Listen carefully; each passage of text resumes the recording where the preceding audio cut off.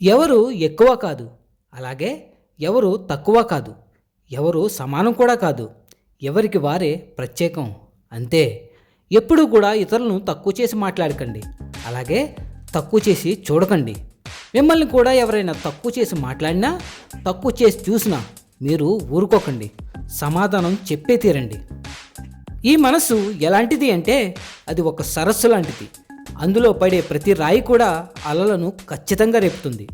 ఈ అలలు ఎలాంటివి అంటే ఇవి మనల్ని మనం తెలుసుకోకుండా, మనల్ని మనం క్షుణ్ణంగా అర్థం చేసుకోనివ్వకుండా జీవితాన్ని అంతటినీ కూడా ఒక్కసారిగా కుదిపేస్తాయి. అవునా? రాళ్ళు పడని సరస్సు ఉండదు, అలాగే సమస్యలు ఉన్న జీవితము ఉండదు. ఎన్ని రాళ్ళు పడినా, ఎన్ని అలలు ఎగిసి పడినా మళ్ళీ నిర్మలంగా ప్రశాంతంగా ఉండేదే సరస్సు. ఎన్ని పరిస్థితులు వచ్చినా, ఎన్ని సమస్యలు ఎదురైనా అన్నింటినీ తట్టుకొని మళ్ళీ నవ్వుతూ ప్రశాంతంగా అలాగే మామూలుగా ఉండేవాడే మనిషి. మాట చిన్నదైనా మనసును గాయపరుస్తుంది. అబద్ధం చిన్నదైనా అనుబంధాలను తెంచివేస్తుంది. అపార్థం చిన్నదైనా కూడా మంచి స్నేహాలను విడగొడుతుంది.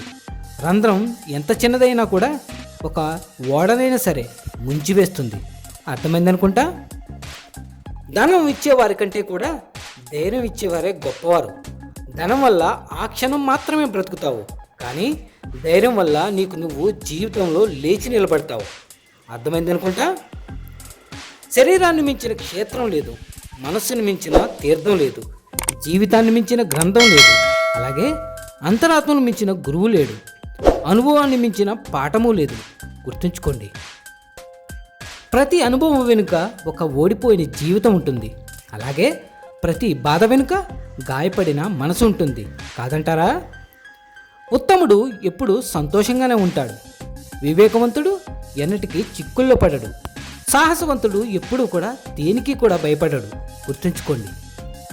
చేతిలోని ధనం, నోటి మాట, ఈ రెండూ కూడా విలువైనవే. వాటిని పొదుపుగా వాడితేనే మనిషికి విలువ.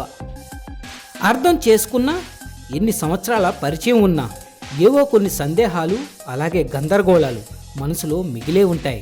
కాదంటారా? క్షమాపణలు చెప్పడం చాలా ముఖ్యం, కానీ అదే తప్పు మళ్ళీ మళ్ళీ చేయకపోవటం అంతకంటే ముఖ్యం. గుర్తుంచుకోండి. ప్రపంచంలో ఏ మార్పునైతే నువ్వు కోరుకుంటావో దానికి నువ్వే నాంది పలకాలి. గుర్తుపెట్టుకో. విద్యతో వినయం, వినయంతో యోగ్యత, యోగ్యతతో ధనం, ధనంతో ధర్మం, ఇక ధర్మంతోనే సుఖం. స్త్రీని గౌరవించాలి, ఎందుకంటే స్త్రీ పురుషుడికి పుట్టుక నుంచి చచ్చే వరకు ఏదో ఒక రూపంలో ప్రేమను పంచుతూనే ఉంటుంది. ఎలా అంటే జన్మనిచ్చి తల్లి ప్రేమను పంచుతుంది, పెళ్ళైన తర్వాత భార్యగా ప్రేమ అనే ప్రకాశాన్ని ఇస్తుంది, తరువాత కూతురుగా జన్మించి ప్రేమను పంచుతూనే ఉంటుంది. నా దృష్టిలో స్త్రీ ఒక అందమైన పుష్పం లాంటిది. దాని విలువ తెలియాలి అంటే దాన్ని మన షర్ట్ జేబు పైన పెట్టుకోవాలి, అంతేకాని జేబులో కాదు. ఎందుకంటే జేబు పైన పెడితే పరిమళాన్ని మనకు, ప్రకాశాన్ని ఎదుటివారికి.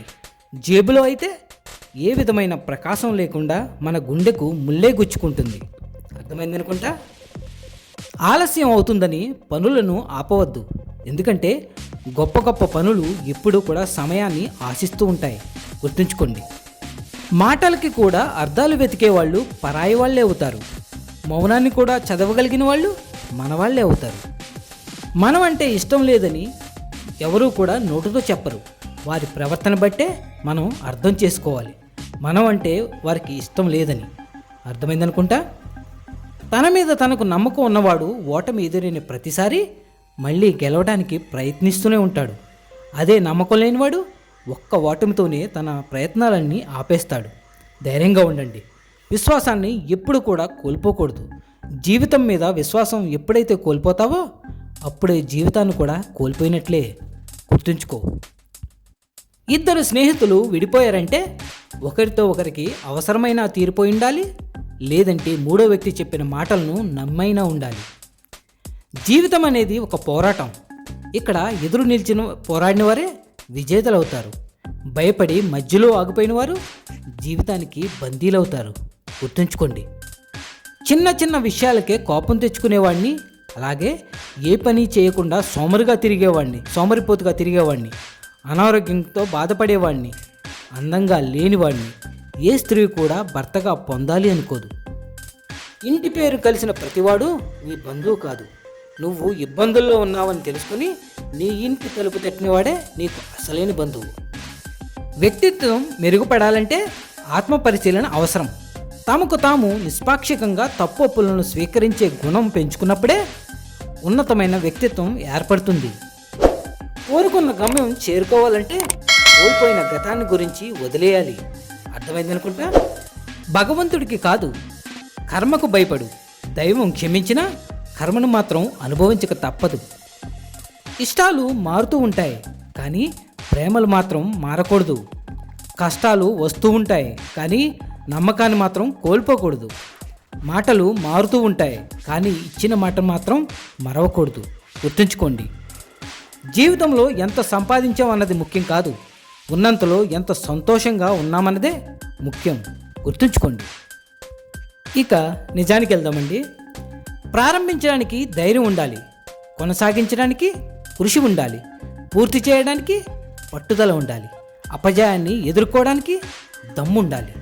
అదే క్రమంలో ఆరాటం ముందు ఆటంకం ఎంత, సంకల్పం ముందు వైకల్యం ఎంత, దృఢ చిత్తం ముందు దురదృష్టం ఎంత, ఎదిరీత ముందు విధిరాత ఎంత, నమ్మకం పట్టుదల ఎగిరేయి ఏలేయి నీ ఆశలు ఆకాశాన్ని అంట అని నేనే అంటాను.